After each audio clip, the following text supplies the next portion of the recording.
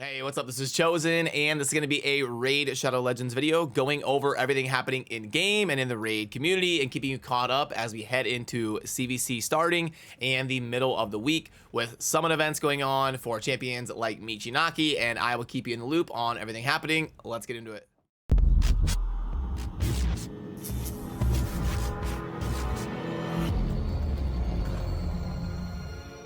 Alrighty, so the biggest thing kind of launching in game today is going to be your CvC match, and it is also going to have personal rewards. So it's probably going to be a little bit tougher of a CvC to win than normal. And then we did talk about this yesterday, but there is going to be two different champions that are part of the CvC summoning in Michinaki and also Yumeko. Now, this is perfectly normal. They always do a 10x event for CvC with a non-void and a void. So today is going to be the Ancients and Sacreds that are going to be boosting up Michinaki, and then tomorrow for day 2 of CvC they will have Yumeko.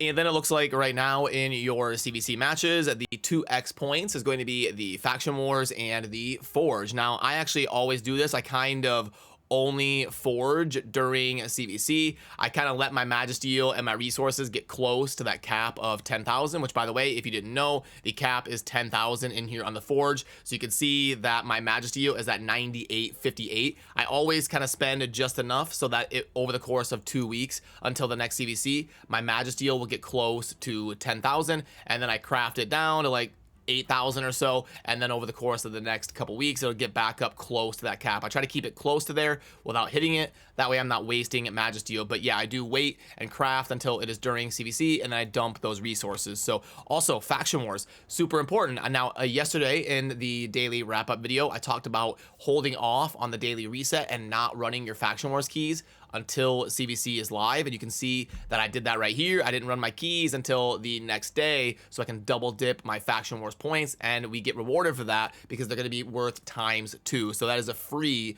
few thousand points that you can get by not being too excited and running your Faction Wars keys too early. Then to go over the stuff happening in game to help you plan effectively today, we've got a spider tournament and also a tag team arena tournament. Now, the tag team arena tournament is just kind of a normal tournament with no fragments or anything, but there is an ancient shard and some essence up for grabs. Now, usually people just kind of try to do tag team arena the best they can and spend their points. It is going to be really popular during day 1 of CvC. Sometimes you'll see people like drop their rank intentionally and then try to rank up in the tag team arena versus like one-person defenses and stuff like that over the 2 days of CvC, because the tag team arena is actually a really good source of CvC points, especially if you're up into like the gold ranks. The spider tournament is going to be for Great Hoof Loriaka, and it is also going to be double dipping with a dungeon divers event. So if you're going to be grinding today, you'll be triple dipping with the spider, because you'll be getting the points for the spider tournament, the points for the dungeon divers event, and then you will also be getting the CvC points by grinding the spider as well. And this is what I was talking about in the tag team arena. You can see I'm in gold 3, so I'm up there kind of decently highly ranked in tag team arena. And a lot of times for day 1 of CvC, you'll see a lot of these one-person defenses up there because everybody just kind of wants to drop down a little bit and farm up your clan versus clan points by kind of smashing through. And the lower you're ranked, the higher the likelihood that you're going to go up against defenses like this, where it's just one-person defenses and you can get a lot of points very easily. As you can see right here, if I do a tag team arena match, look at that, 705 points right there. That's going to be the CvC tournament. And then this one right here is going to be the tag team tournament that we saw over in the tournaments tab of the game. So yes, 700 points a pop for taking down these one-person defenses. And that's why you'll see a lot of people set up these one-person defenses to get lower ranked and have a higher likelihood of going up against likewise one-person defenses.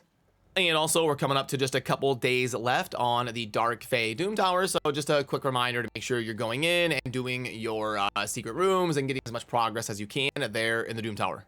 And then also the clan quests have reset, so get in there and claim your clan quests as they have refreshed, and then you'll have a week to get some clan quest progress points for your team right there with the reset. And then as well today, you've got the Hydra resetting. So if you're endgame enough to be spending your Hydra keys, you're going to want to take time to do that today and spend them. You can see I've got my 3 Hydra keys up top, so I need to make time to run my 3 Hydra fights as well. And also some big news in the Raid Shadow Legends community. I will link to this video down below so you can check out the source material here. But Hell Hades has basically announced that he's going to be working on a game studio called Fateless Games Studio and developing a really high quality game over the next few years. Now, definitely watch the video for full context, but he kind of says how it's going to be about 18 months until they have a product that they can feel proud about showing you, because they're going to be trying to take their time and really do it right. Now, I may do a dedicated video talking about this and go more in depth into this because I think it's big news. You know, Hell Hades is someone that I've known for years, has been a friend of mine. I've worked on projects with him. I've had him here on the channel. I've been over on his channel. So it might be fun to do a collab and talk about this a little bit more in depth. And also, this is something that I personally want to do someday. I would love to get to the point where I can work on games and develop a game that I can really have a lot of creative design on. And I've actually had a lot of conversations like that behind the scenes, so I can kind of get where Hell Hades' head is at and what he's kind of doing here. So it'd be a lot of fun to touch base with him and discuss kind of the things that he is going through in embarking on this journey. And it's going to be difficult. It's really hard to produce a game that will take off and do well, especially when it's your first time kind of heading into those waters. And he's kind of going big with it. He wants to produce something that is really high quality, not something that's like a cheaper, $1 game that you would see on the Steam store. It looks like he's trying to go big with it and have something really visually appealing and all that, which I think is great. I think that's amazing.